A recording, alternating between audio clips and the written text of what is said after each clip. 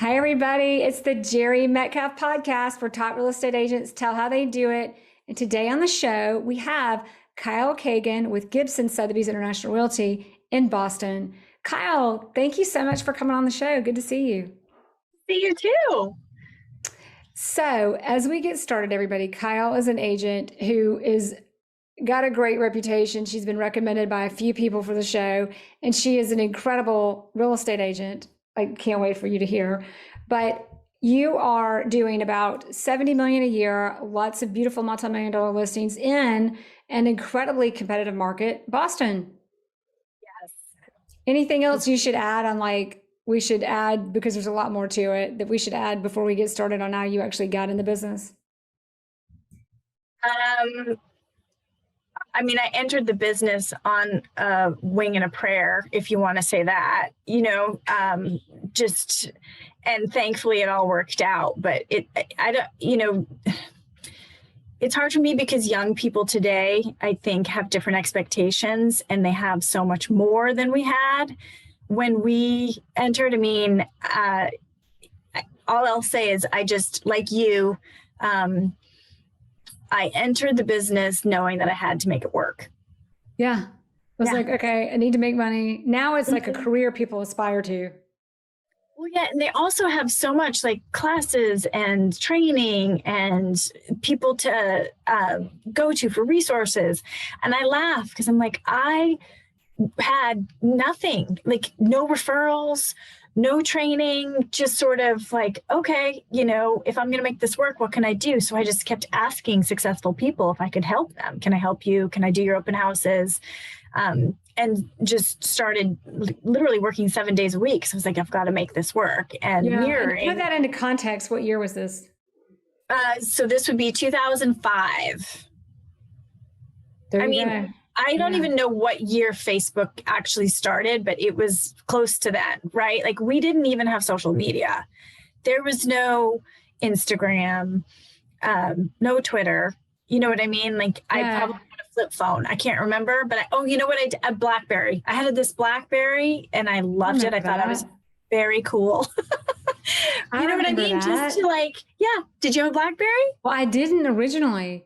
And then I realized I would go to meetings and my clients, all the cool people had them. Have BlackBerries, and one of my clients, one of my first builder developer clients, because I got lucky I say lucky, I couldn't sell houses, so builders would entertain me because I had time and I would learn and I knew about zoning. Go figure. But anyway, they was like, Tree, you don't have a BlackBerry? I'm like, oh, sorry. And now BlackBerry's is that like an antique? Oh, I don't even think if I said BlackBerry to my son, he'd be like, I don't want fruit. What are you talking about? Yeah. He's like, I'm all set, Mom. It just doesn't even exist in the lexicon anymore. It's laughable, right? But that wasn't that long ago. So what, like 17 years ago? So it was just literally like hit the ground running, and I had to be out and about and learn on the go and literally sell face to face. I would go to open houses and literally engage people to become my clients. And I did it over and over and over and over again.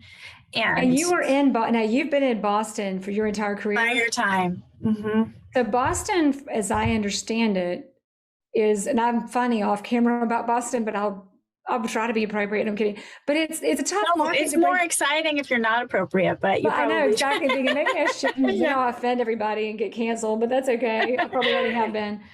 But but really, Boston is not an easy place to break into. And Atlanta is actually similar, but Boston's probably a lot tougher. Is in so many ways. I did not go to college in Boston, so I did not have a huge network. I had worked for a consulting firm for a couple of years, and that job I despised so much. That's one of the reasons that pushed me into real estate. But I despised the job, but I had really great friends and developed really good friendships from that company. And so I could leverage those relationships, but they weren't big, right? I just didn't have that many people. My family was long gone, so I didn't have leverage with regard to family or family members that I could work with for networking purposes. So I would go and I would do work for other agents and literally scrap by scrap, sell houses, get referrals, sell houses, get referrals. So I started really, if you look at where my income and where my client base was coming from, I would say probably 80% of my clients for the first 3 years were all buyers. And then, naturally it starts to turn over and you start to sell through attrition of your, the turnover of your buyer clients, but also just through referral. But it was all organic. I never had listing presentation training or anything. Isn't it? Well, we didn't have all of that at all. I mean, it's crazy. But here's a question. And did you know what you were in for? Because you had a job, obviously very similar to my situation. You didn't like it. And then you broke into, you said, okay, forget this. I'm going to be a real estate agent. Did you think I'm just going to sell houses and I'm just going to did you know it was going to be hard? Was it harder than you thought? Was it easier than you thought? I think I love the fact that I was my own boss so much that I looked past the fact that it was really hard, because what I was craving more so than ever, looking back on it, was just the independence and to be autonomous. So loving the fact that I could rule my own schedule, which is sort of a joke now because I worked all the time anyways, right? So that's the irony of it. It's like, okay, so I finally have my own schedule and I literally work 7 days a week, but I have no issue with it because it's my choice. Where I'm working for someone else and they're calling me on a Sunday night and I'm like, I don't think so. Like, you're not paying me for this. So it was very ironic, but I lucked out in my 20s and I got a job as a recruiter, not the kind of recruiter, like not a retained sort of high executive search level recruiter, but I was sort of like a boiler room recruiter. And I had this really difficult boss, and she was a taskmaster. And so she and that job, which was really hard, sort of taught me the basics of sales. And it wasn't anything to do with real estate or selling houses, but cold calls, following up, organization, referrals. She really hammered it in terms of actual sales. And so having been successful at that, but knowing that I can't do this for the rest of my life, I just have no interest in placing software engineers for the rest of my life. I don't care. I don't want to know anything about coding. I just did it for the money, to pay for my, my student loans and whatnot. And so after that, and then, moving back to the East Coast and having this job with a pretty, confined limitations, I knew I wasn't going to grow anywhere in the company. I was like, can I please marry the sales aspect? Because I'm not a doctor. I don't have an MBA. I'm not going to be an executive of a company. How can I really make a good life for myself in sales, but also like what I'm selling, like what I'm doing? And just thinking about what I love, which is being in other people's houses, seeing design. It's sort of a hobby that so many people have, even my clients, which is they're constantly looking at the real estate ads and they're constantly looking at, online at things. They're obsessed, right? There was that Saturday Night Live. Did you see it? Saturday Night Live did that like Redfin. I haven't even watched it. I haven't watched Saturday Night Live in 15 years. I don't either. I saw it on YouTube, but it's hilarious. You should watch it. I'm going to have to see it. It is so funny. Oh, no. No, I have seen it. The one where they've got Zillow and they're like, they're so excited. I did see that. Literally is half my friends and most of my clients. So I actually could love doing this. I love being in houses and I love being in any kind of house. If it's disgusting, I want to show my clients how to make it better. And if it's amazing, I'm taking pictures and copying what they're doing at home, in my own house. So it was really just a really lucky marriage of two skills that I didn't know I had in the beginning. And then they're just sort of organically grew within me. I feel like I'm okay at design. I'm very good at staging.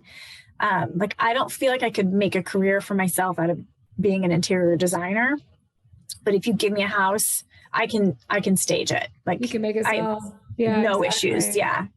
And because I buy so much and shop so much, we have a storage unit full of stuff. So I just buy stuff for myself and take my old stuff and put it in the storage unit. And there's a constant That's so smart. turn of my shopping habit. which is illustrated in my staging for my clients. Well, I love it. You were saying earlier before we started recording, you were like, I've got to do something that can keep up with my capacity to spend money. It's bad. Yeah. I mean, I will re-wallpaper something that I just wallpapered the year before, but I'm like, you know what? Why? Life is short. Do what you want, right? I love it. Surround yourself with joy and look at what you like. I just feel like life is short. So, and now, especially with COVID, do what you want. Yeah, exactly. So question, so you came in, you broke into real estate. What was your biggest surprise? Like what did you think you were getting yourself into? And what did you realize? What did you learn? What was the reality? I think a surprise for me was that I sort of had, I had an instinct for it. I think some people do and some people don't. And I just did I always gravitated towards what would work and the right thing. I just had an instinct for how the business worked.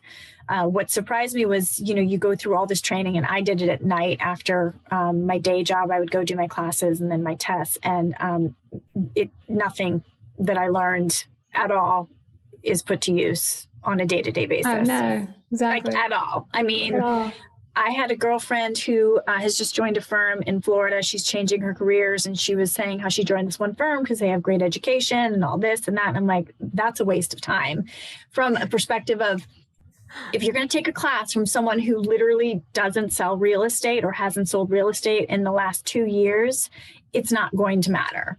And if you're going to take a class from someone who's not like local to you, even if it's like, if I were going to take a class from someone in my market, it would have to be someone in the urban market, because our urban market has a completely different dynamic than something 10 miles away, suburban, because of COVID and because of all the different market drivers. But it just surprised me that all that whole class really, it wasn't indicative of all of what I would experience. And then the other thing, which I'm not sure if it's unique to our firm, I don't think it is, but is just how supportive and sort of team oriented our office was. I mean, people actually helped me, which is amazing. Versus, you hear all this sort of like cutthroat. Yep. And, everybody is independently your own business. And I just didn't anticipate getting support in that way. So people, true, isn't it? Yeah. Yeah. It's just and it still is like that. And I'm still here for someone who's just starting to help them. But, and I would never, behave the way some other people behave, because I feel like you're in it for the long game, not the short game. Right. So true. But it's just, it was a surprise to me how much I would enjoy the camaraderie of it, knowing that I was an independent contractor.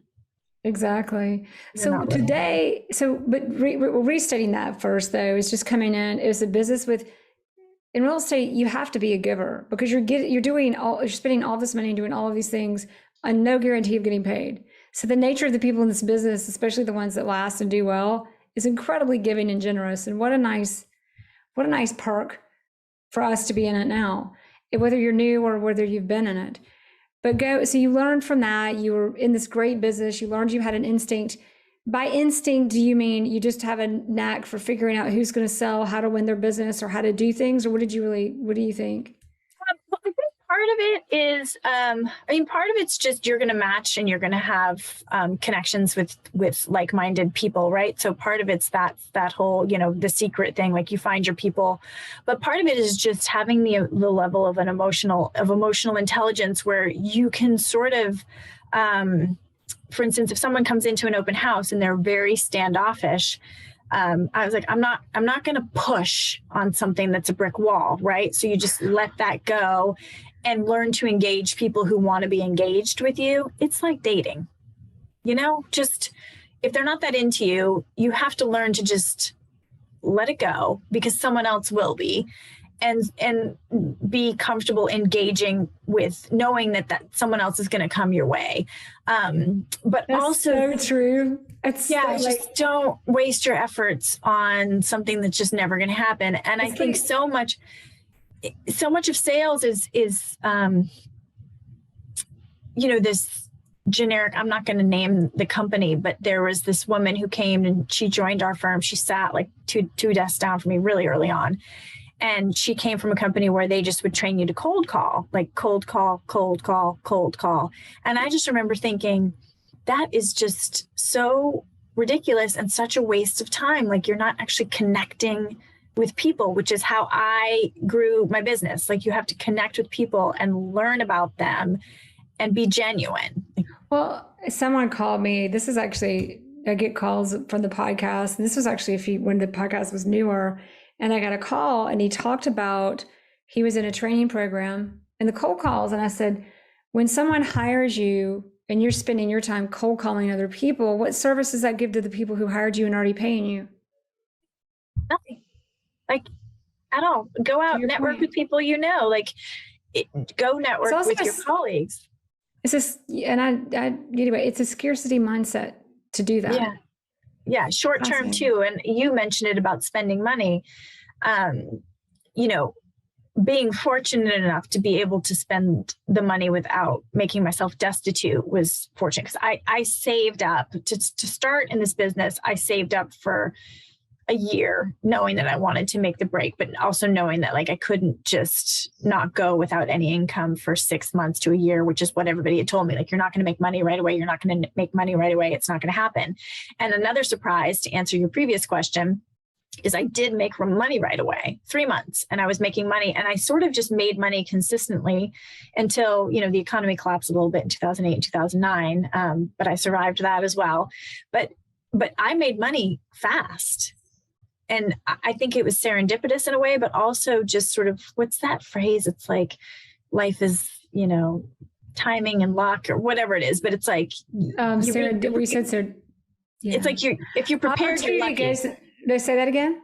If you're prepared, you're lucky, right? It's like, that's it. I always want to get that quote too, and I never have the words right. I don't know what it is. I should just write it in my office. But basically, I was always prepared. So if I wasn't working, I was out, and I would just go to open houses. I would go to broker open houses every single day. I would study the data. I would go back. I would look and see what something sold for. And then I would sit with a client and I could say, like, I've been in that house. I've been in that house. Like, you can't tell why it sold for, $100K below asking, but, the bathroom is half of it's in the living room and half of it's in the, kitchen. You know what I mean? Like, you just don't know until you've seen it. So I just worked and worked and worked, but knowledge, like being prepared, helped me be lucky.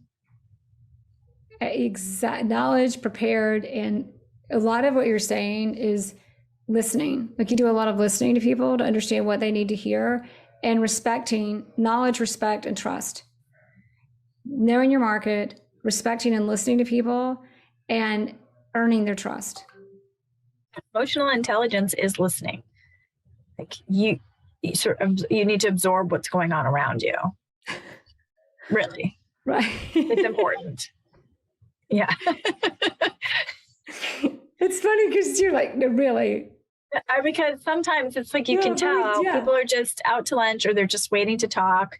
And that's how you miss opportunities. God, like, that's so, like, you're like, duh, but it's important to remember that. So look at your career today. You've got a team, you're selling, 60 million plus a year. You don't even know this year because you probably hit 100 million and you just didn't bother to look yet. So no, I will, after we end, I'll go back and find out where I am. But yes, I mean, the year's almost over, so I should be doing that anyways. You should know. So, or you not know, but anyway, you should be able to figure it out pretty quickly. But, and it doesn't matter for the show. It's just giving everybody an idea of your level. Multi-million-dollar listings, great clients, great book of business, incredible reputation. What do you think it was? When did you feel like you got traction to get here? And then tell us a little bit about the team and how it's structured. But give us kind of that moment of, you knew this was it. You knew you had the traction. You knew you were going to really be a successful agent. It's a little ironic. So I was, quite successful in my office. I think I was always like top 10 or something. And then I had my son, and I was really struggling because I was trying to figure out, as a mom with an infant, how I do this 7-day a week, 18-hour a day job. Even if you hire a nanny, you can hire a nanny for Monday through Friday, but that still left me with the weekends. And how am I going to do this? And so I struggled for probably a good year, maybe 8 months, at trying to figure out how I'm going to do this. And I was unhappy because every time I would go and do something that wouldn't result in a sale, I would feel like I just took time away from my baby. And why am I doing this? Right? Like, this isn't working for me. So I sat with our CEO, Colleen Barry, and she told me, you have to get help. You have to build a team. And this was a long time ago. And I just felt like a team was going to dilute who I was, and I wasn't going to be able to manage my brand and the level of service. I am type A. I'm very, very particular about every step of every transaction and making sure that everything is done my way. So I was very intimidated and scared about hiring someone on, or she said, just hire an assistant. I also was like, I don't know if I can pay somebody a salary. Like, that seems crazy if I feel like I'm struggling. I should just hire someone, young, pay them what you can pay them. And I did. And that was the start of really knowing that I could build something and do this job and love it the way I loved it before I had my son and my family, without sacrificing, my sort of balance. Because the other thing I realized is I became an unhappy person, and an unhappy person can't sell. Just unhappy people cannot sell. Like, you have to be fulfilled. You have to bring some level of joy and happiness to whatever you're doing, or it's not going to happen. So I hired Abby, and she was fantastic. And she just sort of enabled me to get back the little bit of balance and sort of control over my schedule that I needed. And then I grew it from there. So then came Jen and Wendy and Kate. And so it just, that the growth of the team has happened organically, but just that first person was critical to getting to where I am. Yeah, just giving you that sense of security that because you're so particular, that your clients are going to be taken care of, and you're particular in business, but you're raising your child. That's kind of a big deal. So yeah, and it's a tough spot to be in. It's at least in Boston, I mean, so much of what we do is very last minute and short, like no notice. So to have an infant and, have someone be like, can you show it at 6? And I'd be like, oh my God, I don't know how I'm going to do that. Like, I'm breastfeeding right now. What am I like? I'm like a mess. How am I supposed to, it just wasn't working for me. And I had to figure out, I have to make this work, because I did love what I was doing and I didn't want to give it up. I didn't want to stay home at that time. Nothing against people who want to stay home, because I think that's phenomenal as well. But I knew that I didn't. Yeah. And so Colleen helped me figure it out. But it really has everything to do with sort of breaking with my fear of letting some things go. So now today, you've got, and again, you said breaking your fear of letting some things go. Did you figure out that there were some things people are better at than you, or did you just, right? Like, how did that? Technology. Jen is like my sister. She's like one of my key team members, and she handles most of the sort of like the back end transactional technology. And so she does all that stuff for me, and I'm happy to let her handle that. A lot of my control freak factors have literally abated, because I just know that I'm just not capable of doing it as good. Or as well. Isn't that refreshing? Yeah. Yeah. And then subbing out a lot of I sub out a certain portion of my social media, not all of it, because again, I feel like there's that element of being genuine and organic, and being yourself is also important. So I still do my own posts on certain things, but not my website. I don't do my website management. You know what I mean? I don't do some of that stuff. We also have an in-house marketing department, and they do a lot of the, transactional management, so listings and some other promotions if you wanted to engage them. So really just engaging other people to do a lot of the elements of the job that I don't have time to do. And also having the team members that do the different geographies help me, because I'm not spread thin. I'm not, going all over the place to help service clients because I want to keep the client. Yeah. I want to keep them happy. That goes into your team structure too. So right now you have, because I know you just hired somebody to help with exactly what you're talking about, somebody who kind of knows a certain area really well. But your team structure, how many admins, how many agents, and how do they support one another and get support? So right now I have 3 agents, and they're Plus all, well, plus 4. Yeah, there's 4 of us total. Okay.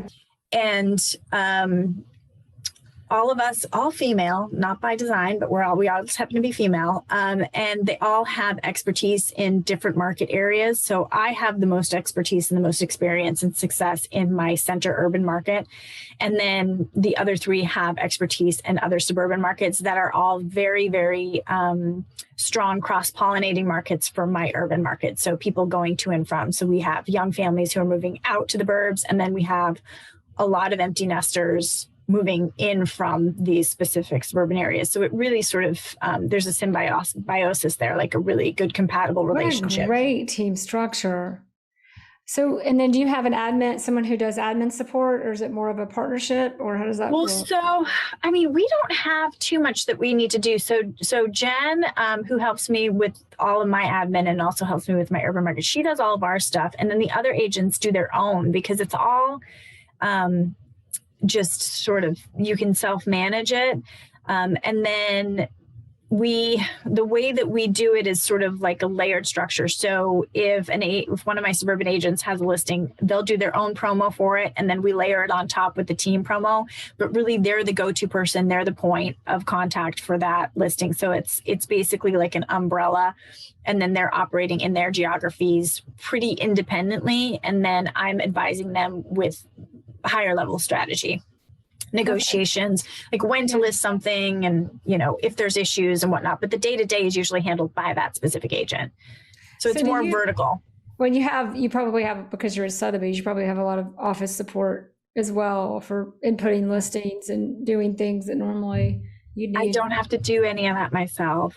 I'm a little bit of a control freak with regard to the write-ups and stuff like that. So I'll do drafts and then, final copy and whatnot. But we have, you just type in, what's available. We have an online photographer system. So we don't really have a lot to do ourselves because we do have so much support, which I think is a little atypical to have the in-house marketing department. So if I wanted to do a social media campaign, that I have my marketing department handle. I don't have to have a team member do it.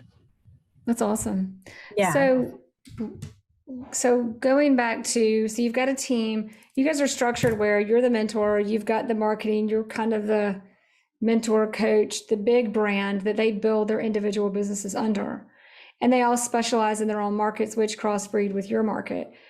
Do you specifically select people for their market to be on the team? Do they come to you? How has your team grown, and how do you think it will grow? I think it will. It's just happened organically because to me, it's more about, I've had team members who haven't worked out, and it's more just about style and match in terms of work ethic and general outlook, how they go about their business, loyalty, respect, the things that are very important in terms of a cohesive team. So for me, it's really just been about meeting the people and knowing that I mesh with them, and also really knowing that they want to be on the team with me, that they're going to be okay with how we function and respect how we function. Because that's a huge part of it too. Like if you are trying to force something to happen, it's just usually doesn't end well. Like they need to want to work on my team and respect how I work, right? So what I bring to the table for them and understand sort of what I can bring to them, where it ends and where they begin. Your role, their role, and how they work together. Yeah, exactly. What's an example? Like, how do you know when somebody's not right for your team? And how do you let them go? Thankfully, I've only had one where I sort of had to fire them, I suppose. I love that word. It's because it's just sort of icky, and you can, it again, like I always have this analogy with relationships, but it's so true. It's like you can be in a relationship and really know that you really shouldn't be in that relationship. It kind of just takes a lot longer than you thought to break up with the person. Thankfully, the person I fired, I had a good segue because one of my assistants had been on maternity leave and she was coming back. I just knew because I think if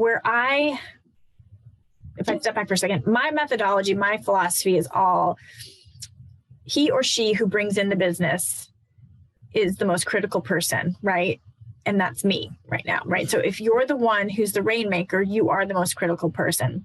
And so people who have an inflated sense of what they're doing from a tactical perspective. So like someone who might do an open house on one of my listings, and then a buyer walks in the door and wants to make an offer and feel like, well, they deserve to be, 50% of what's happened there. So I guess to sum it up, it's like unrealistic expectations and a sense of entitlement. That's something that I think I've always felt like isn't a good match. And it's not that I don't have an issue paying, or in a lot of ways overpaying. I think if they did a study in my office in terms of like team members and who makes what, my team members are very, very well compensated overall, like very well, because I want to keep them. But it's more just about expectations and realistic expectations. And I had several conversations with this team member about, just understanding that like you've been on this job for 2 weeks. So even if someone did come in to the open house and want to write an offer, you're not capable of. Somebody's got to represent the buyer and do the job. Yeah. And you don't know the job. what you don't know. Yeah. So like that's a big part of the job. Most people would pay for the privilege to even be a part of it, to learn it. Exactly. Yeah. Not just because you have, but we're not playing the lottery here. Even though people believe that, which makes people not want to pay us. This is not like the lottery. This is so many people think we make so much money and we do nothing. Yeah. And I had the best testimonial from a client, someone who I sort of miss right now, just like we were talking earlier about like bonding with clients, and then you sell something and then they're gone. But he just said, I am so sorry because you didn't know this, but I just didn't respect the amount of money that we had to pay you. I thought it was overinflated and I didn't think you deserved your commission. And now I understand how much work you do. And I almost cried because I was like, oh, like who's ever like actually verbalized that? Like I've had a lot of clients say like, wow, thank you so much. This is amazing. You went above and beyond. But someone who literally is so honest to say, like, I really didn't think you deserved your commission, but now you've totally changed my mind. Isn't that? Deal. Well, just become a real estate agent for a couple months, then you'll see. Right? We just don't have time for that. Why it's better for us. So it's so true. Yeah. So it's so true. Yeah. So having a team, because what were we going to say about? No, go ahead. So before we started recording, we were talking a little bit about growing team members and making sure, like, for example, this question is going around for everybody listening and for you, as you're building your business and building a team, a lot of it becomes naturally because you've got results and people are attracted to you and your personality. So that gives you, okay, now I've got to decide who to bring on, how to do it. And then when there are problems, I've got to navigate this to the solution quickly. How do you know the difference in what to do as you come on with the challenges and the opportunities of growing a team? I mean, some of it I don't. I'm still learning as I go, to be quite honest. When I bring someone on, I do my best, time allowing, to work with them, like be physically present with clients with them, so I can gauge what could go wrong and try and prepare as much as possible. I'm a stickler for communication and over communication. So I'm always insisting that I be CC'd on everything. Yeah, everything. Because even if it doesn't appear that I'm engaged in whatever email trail or conversation, I'm reading everything and I'm looking for any type of issue that could arise. So that was that one thing about that person I had to fire. Like, never CC'd me, and it drove me insane because I'm like, I can't have this, because then I don't know what could go wrong. I don't know I don't know who you're talking to. I don't know what's happening. I like the quote, do not lose your train of thought, but I'm laughing because my whole team, like their subtitle for me is copy me. Okay, Jere, copy me. Like, I'm like, copy me, copy me, copy me. Did you copy me? Copy me. And also with text messages now, because everybody does stuff on text, and it's like, I'm like, add me, because text messages, you know, it's not, you can't put you in a carbon copy field. It's just like, so I'm like, take it off text and just put it on email. Or I'll be like, don't, especially with young people, sorry, young people out there, but you know, you have to, if you're not getting a response, you have to pick up the phone, dial the number and say, hello. I have ordered a Yeti for my team. They better not be listening. And we do WhatsApp group chats. So it says, and I actually stole this from John Zimmerman. I call him Jay-Z in Fort Worth, Texas. Yeah. He has a needle point in he's been on the podcast. It's been a couple of years. Call, text, email, and WhatsApp. WhatsApp. Call, text, email, WhatsApp. Well, I didn't hear back. Did you call? Well, no. Call, text, email, WhatsApp. Yeah. Anyway. Do it all. And then again and again and again. And so I'm so validated by you. Thank you so much. I'm like, oh my gosh, you have got to pick up the phone and call them, because even if they don't answer your phone call, they see you calling and they'll text you back. They don't want to talk to you, but they'll text you back. Like, I feel like the world does not want to talk on the phone anymore, which is fine. But the minute you pick up the phone, they know you're the squeaky wheel, right? Like, honestly, you're going to get an answer. So, and I still go through this all the time. Call them, just call them. No, you have to call them. I'm going to play this segment. Like, Rokon, just go ahead, like, give me this chunk so we can replay it every morning before we have a team call, like Monday through Friday. You can do just a short class and say, we're going to do a 10-minute. Like, here's how you actually pick up your phone and you go to the actual, you know, dial the number. Here's where you dial, or you can go to your contacts instead of clicking on that text button, that call button. Yeah. And you say hello, and then here's how to leave a voicemail. It'll ring. Yeah. Just wait. Don't hang up before they answer. And if there's a voicemail, it won't hurt you. You do have to wait until it beeps to talk, but you'll be okay. Yeah.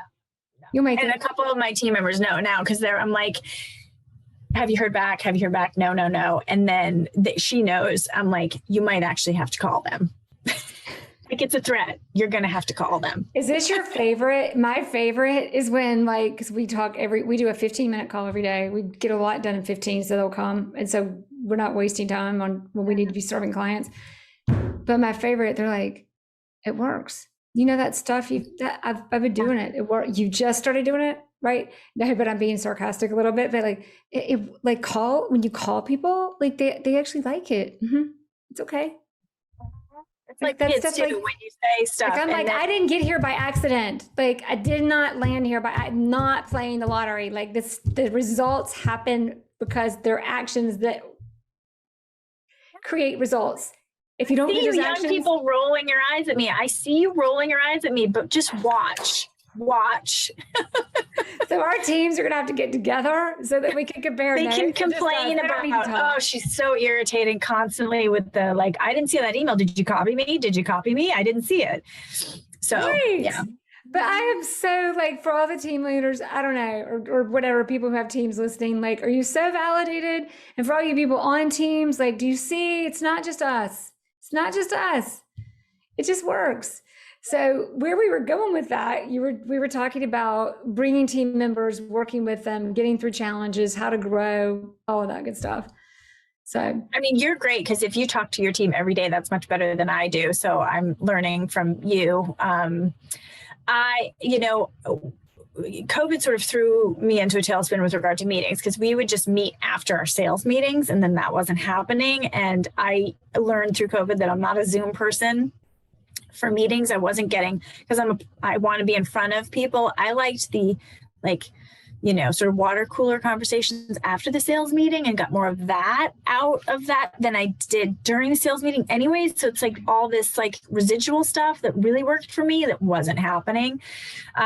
So we're getting back to that now with like, and also we had so many masks and offices open and offices closed and, blah, blah, blah. So now it's like, okay, we can be more in person. And I think with the holidays coming up and all the holiday events, we'll probably spend more time together in the month of December than we've ever spent together for the last 2 years. But really just communication. So even if we can't be in person, there's like a million different communication loops and team loops. And I'm always asking team members, what do you think? What do you think? What do you think? And even though I have this sort of inflated sense of self, like, well, I know best, I really do try to take their advice seriously, right? And not just dismiss it at hand, because in my younger years, that would have been my like, ugh, no, I'm going to do it my way. But now I feel like, okay, like you can take your time and really try and listen and take the advice of the people who you entrusted to be on your team. So just constant communication over communication. So, and we will do more like actual meetings face to face. Cause I think, again, like enjoying yourself is half the battle in terms of being productive. Yeah. So when you meet your team, we do Zoom every day for 15 minutes, but also we do once a week in person. And that in person, it's amazing how any challenges, any friction that happens through the stress of business, when you kind of are in the same room together, it diffuses and you can sense like everybody's hard work and everybody's like, yeah, we're in this together. And it just like brings us, it grows us. Yeah, it goes away. And, it's the same with like picking up the phone and calling. Like a lot of times you get a text and you're like, steam's coming out of your nose. And then you're like, okay, maybe it's not how I am perceiving this. It's a written word, so whatever emphasis you're putting on it is coming from you, not, so, you have to do more phone calls and not assume whatever you feel like is coming through a text message, which is ridiculous because it's a word. It's true. You don't know, You're like, I'm sitting here thinking about how, and for everybody listening, after this is over, you've got all these quick little, like almost like Yoda, like little one-liners of wisdom that I want to like, I'm like, God, that'd be a great quote. That'd be a great quote. Like, cause you just kind of like say it and then you keep going. Just like these little like, ooh, that was a good one. That was a good one. The simple stuff. Yeah. It's just always like little simple stuff. Yeah. Like I tell my team, it is the smallest detail. The big stuff is people can understand, but it's the little details that will make or break a deal. It will make or break your business, your clients, your opportunities. The smallest gestures or errors or great things that you do, the teeny tiny ones, those are the big ones. Huge. And one thing that I realized with one of my team members, which I need to have sort of a sit down with about this one thing, and I realized what it is that's so important to me and why I'm always like, did you? It's because I've realized that one of my goals and one of my own metrics for myself is getting to my client with the information before they get to me, right? So I always want to get to them, even if I'm just saying, I have left a message, but I haven't heard back yet. And I have to do that 3 times. Like I've left another message, because I don't want them to reach out to me 2 days later saying like, have you heard from so-and-so? So me getting to them first and constantly being ahead of whatever it is, right? So maybe there's a new listing. I don't want them to get, can I see this? I want to be getting it to them first. That's what we're paid for. That's what we're hired for. So this is always my, like, get to them first. And so team members will say, haven't heard back yet. And I'm like, let so-and-so know that you put a message in and you're still waiting to hear back. Like you're constantly having to get to them first. They're right. They're writing, the client is writing the story, everybody, for all of us. Remember, we all know this, but the clients write the story of what's happening if you're not writing it for them. If you're not like that over communication, we are really just over communicators. That if we're nothing else in this business, when it's negotiating, when it's winning business, when it's delivering business, the biggest part of our job is communicating, is knowing how to communicate well and getting in front of it. For example, another one that you were saying, if you know about a listing for a buyer and they tell you about it first, well, why didn't you? They don't know you knew first, and they wonder why you didn't tell them if you knew first. Like, it's so bad.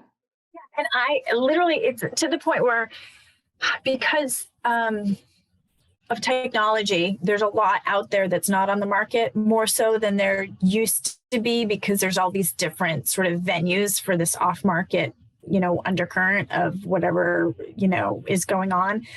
But I tend to over communicate, even if I know it's not exactly in my client's parameters. I just get it to them and say, just an FYI, I know this isn't right for you because of X, Y, and Z, but I wanted you to see it for, the big picture, just in case, because you never know, because how many times have clients bought something that you were like, well, I didn't see that coming.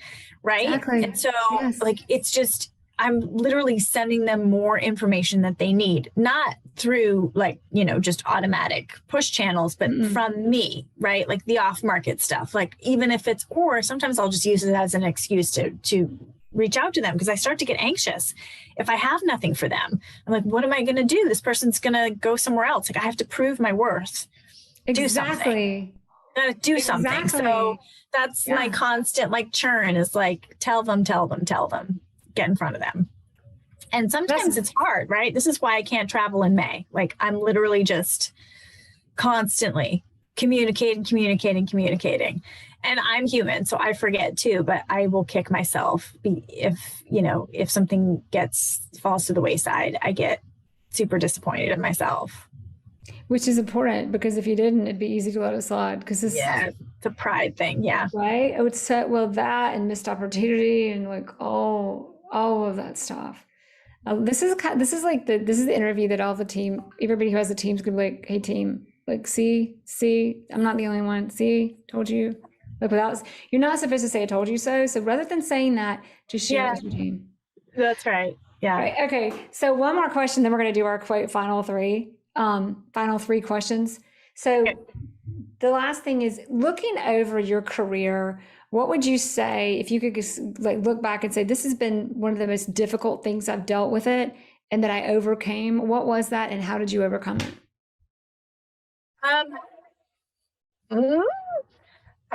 I mean, not to be repetitive, but it was the birth of my son. I think the one thing that I wish I could have had that a real estate career doesn't offer a father or a mother is maternity leave. Being able to, and that was the hardest part, was having a child and having to work I worked up until the day I gave birth. I worked, the week after I gave birth, and I gave birth on Christmas Day. So I should have had at least 2 weeks off. But, I still to this day, and my son's almost 10, I get jealous of people who have 6-month maternity leave, because I'm like, you really could just turn it off. And I think one of the things that is pretty impossible with this job is you can't turn it off. So you have to love it. You cannot turn it off. You have to love people. Maybe you can delegate and stuff like that, but we're talking for long periods of time, right? Even when you're delegating, you gotta know. You've got to know what's happening. You copy me. Yeah. Mm-hmm.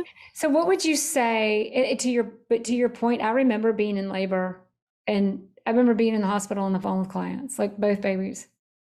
And to be pregnant and be in sales in this job, I would hide it. They're not going to hire me if they think I'm going to pop any day. I remember that. Uh-huh. And I did lose listings. I went to listing appointments and thinking, how am I going? And now I think I could navigate it better, because that was 10 and 11 or 11 and 12 years ago.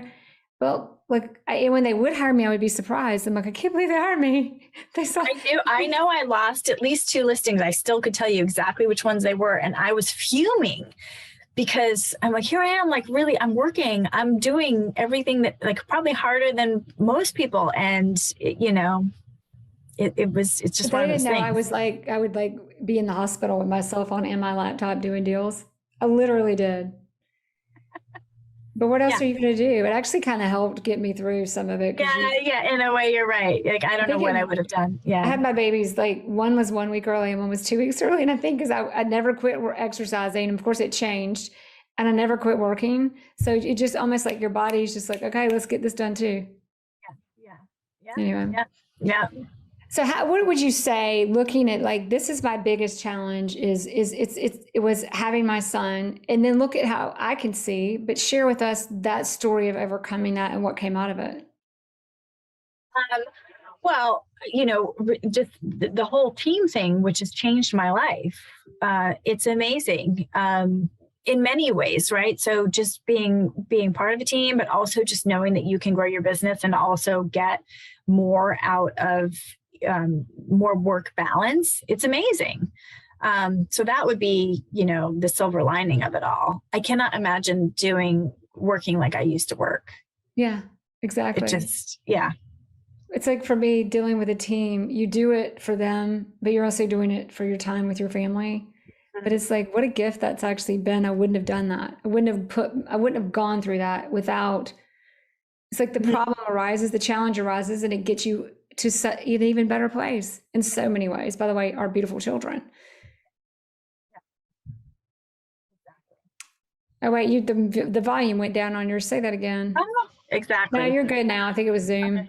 Okay. I think you were just saying yes or. Yeah. Yeah. Can you hear me? Is it good? I can. It's good now. Okay. I think as we both talk at the same time and it overlaps. But anyway. Yeah. Final 3 questions. Okay.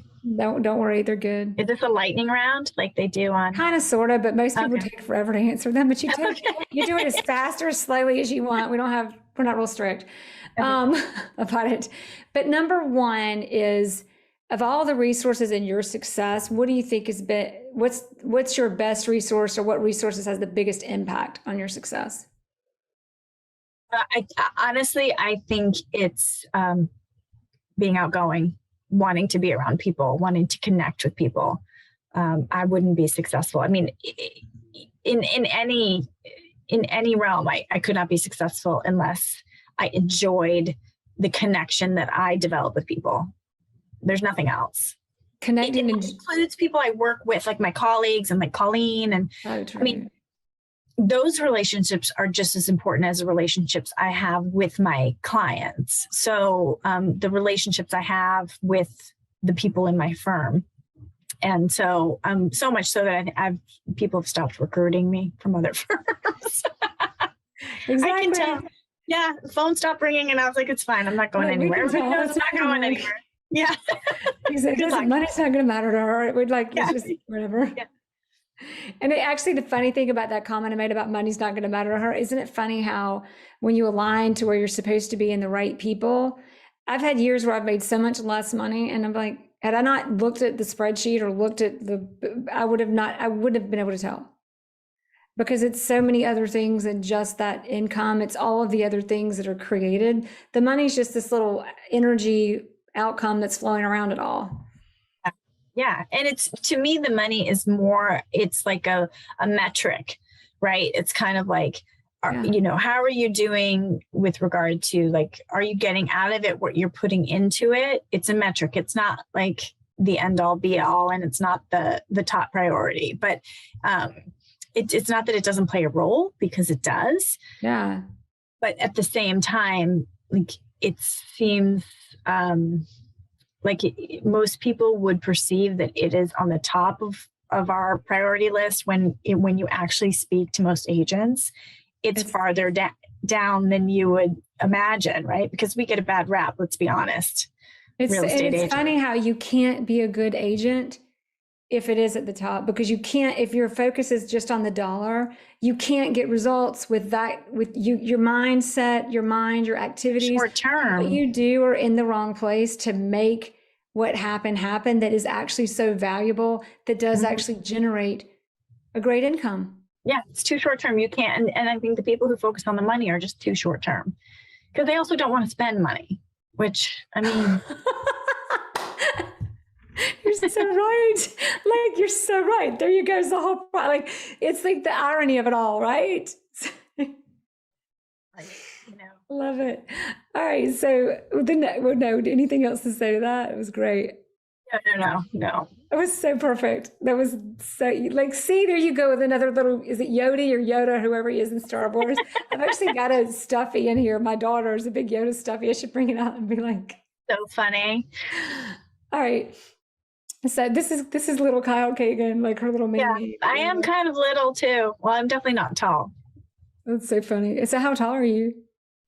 Well, I would say 5'4", but in reality, I think I'm pushing 5'3". I'm like 5'3", 5'3.5", maybe. Oh, that's I wear like around it. high heels kind of a lot, which is like, that's a whole posturing thing because I want to be like in business. I want to be generally taller than I am. And it makes outfits look better.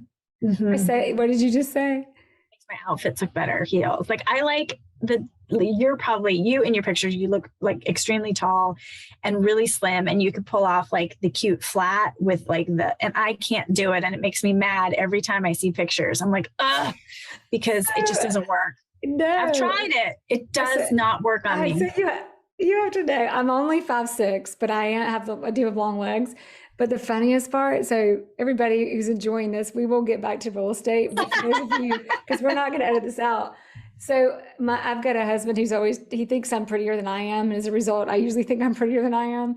But I remember one day, I love my heels. If I don't wear heels, it's tall boots. That always still looks good. But I remember one day I had these little flat, they weren't salmon libbies, but it was like Tory Burch or something.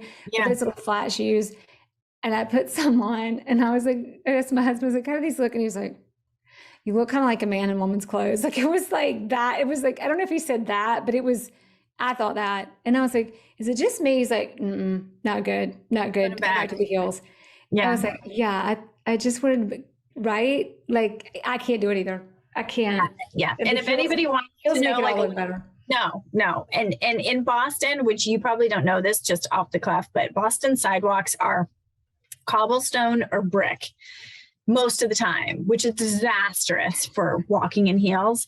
So if anybody needs advice on what shoes to buy, high heel wise, to walk in our city, just let me know, because I have all of them, because I will navigate the streets and the neighborhoods in different types of shoes based on what the sidewalks are like, because all you need to do is get your heels stuck in between the bricks with the client and fly out of your shoe before you really like get your game together on the shoes. And they're probably more comfortable. I like the wider base heels anyway. I think they're cute. Yeah. And the platforms have been a saving grace for me. Not like platform heels for me. Yeah. But wedge platforms, just like a wedge, like, like the C by Chloe has, like, especially in the summer, those wedge espadrilles. No, we're gonna have to get a link to your shoe recommendations. Okay. Anyways, they're like super comfortable. They get me up a good 3-4 inches and safe to walk on the cobblestone streets. So that's so awesome.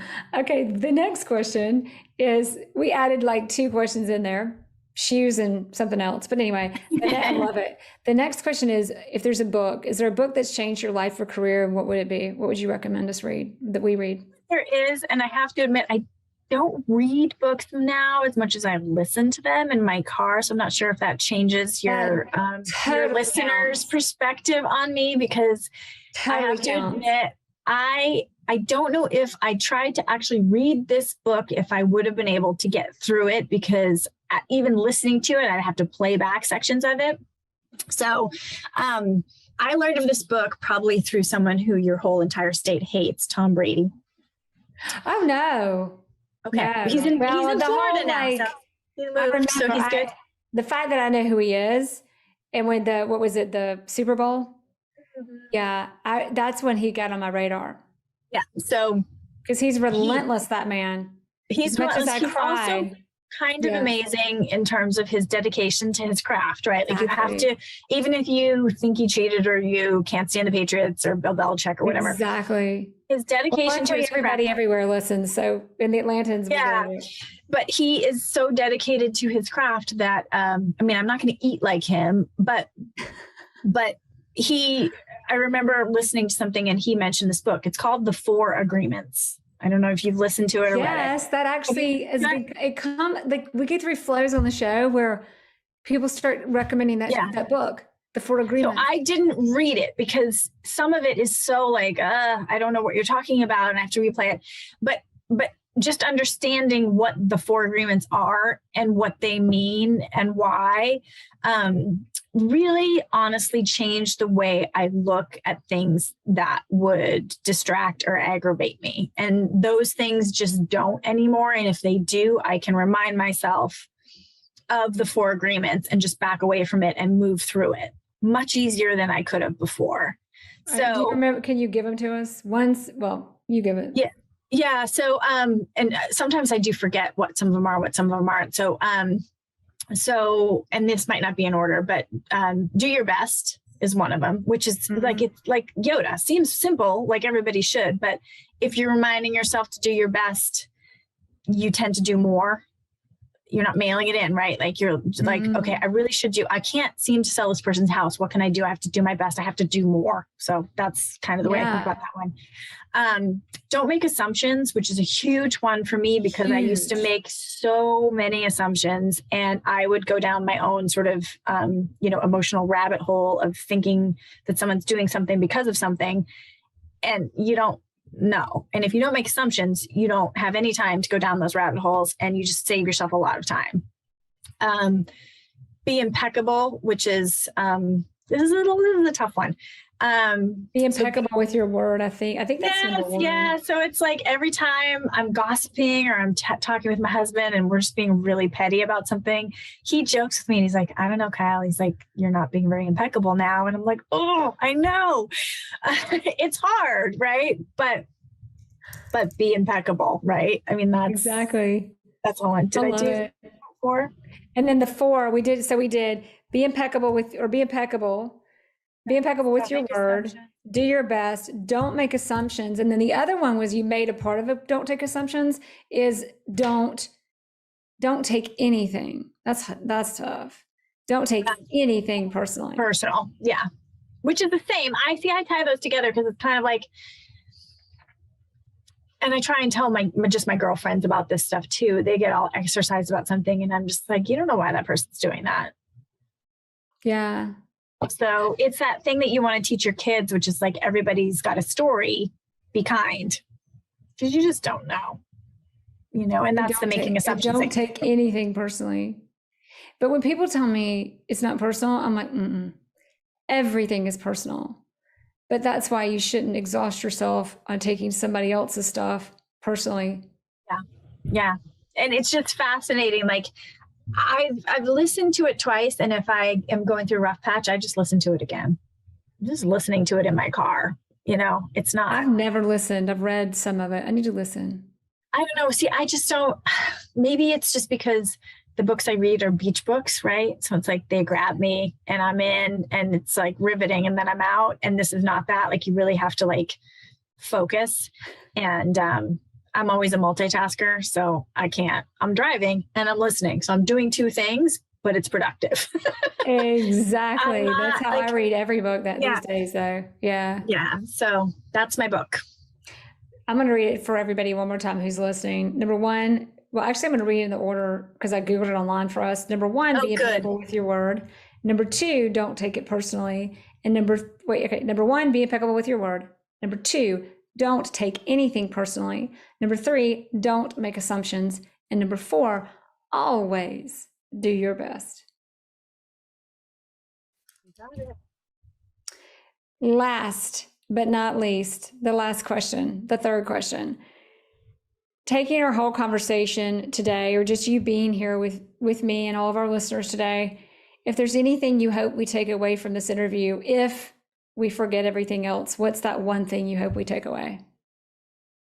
I think the most important thing is, and I've maybe mentioned it a couple times, but just you have to be genuine and you have to be yourself and you have to be happy. So you might have to back up in your business and fix some other things in your life. But I think if you're going to be successful, you've got to be happy. If you're going to be, God, there's this little belief. Think about our, this whole Puritan background we come from in general, the American culture comes from, which I love, by the way, but there's kind of this foundation of work hard, which I like, but I love. Working hard can be fun and it's actually more productive. So you have to do what you love and be happy. And I wasn't fortunate enough to come out of the gate after college and get that right. This is my second career. But I got here. So, but that's the most important thing, because if you're happy, it's all going to come together. So be genuine, be yourself, and be happy. Share the joy. Mm-hmm. Yeah. Kyle, thank you so much. This was thank you. So great. Everybody, it's Kyle Kaagan in Boston, Massachusetts, obviously with Gibson, Sotheby's International Realty. Love it. And I hope to see you soon. I hope to see you soon. Yeah. Would be great. Thanks for listening to the Jere Metcalf podcast, where top real estate agents tell how they do it. If you like this episode, please share it with friends. To find more episodes, search Jere Metcalf Podcast on any platform for podcasts, or go to JereMetcalfPodcast.com. That's JereMetcalf podcast.com.